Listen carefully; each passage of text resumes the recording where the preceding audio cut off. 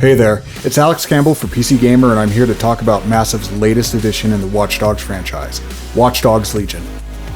Watch Dogs Legion pits your team of hackers against an oppressive private security police state in London. You use an array of weapons, hacks, skills, and robots in the fight to free London from its Orwellian nightmare.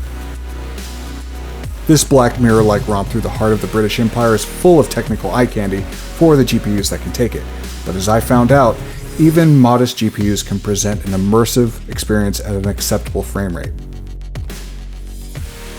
At high or very high settings, all of the GPUs tested cleared the 30 frame per second threshold with ease, provided you choose the right resolution for the GPU.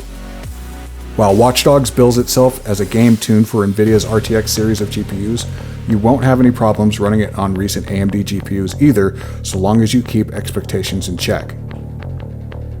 Of all the video settings available, there is one that is squarely aimed at NVIDIA GPUs, Deep Learning Supersampling, or DLSS. DLSS works by using a bit of machine learning, which has been one of the biggest appeals for NVIDIA GPUs outside of gaming. The same type of technology that helps scientists analyze chemical or biological data is used to help the game predict how textures and surfaces should look, resulting in higher quality without the hit to frame rate. Naturally, trying to run the game at higher resolutions will result in lower frame rates. Knowing what resolution is the sweet spot for your GPU will go a long way in making sure your gameplay stays buttery smooth. But when we talk about making your GPU earn its keep, two settings will likely make your GPU sweat more than others: shadows and ray traced reflections. While you can't turn shadows off, you can determine the quality of the shadows drawn. Just as shadows in real life aren't just a black void, Watch Dogs' depictions of shadows will employ different amounts of diffusion and scattering depending on the setting.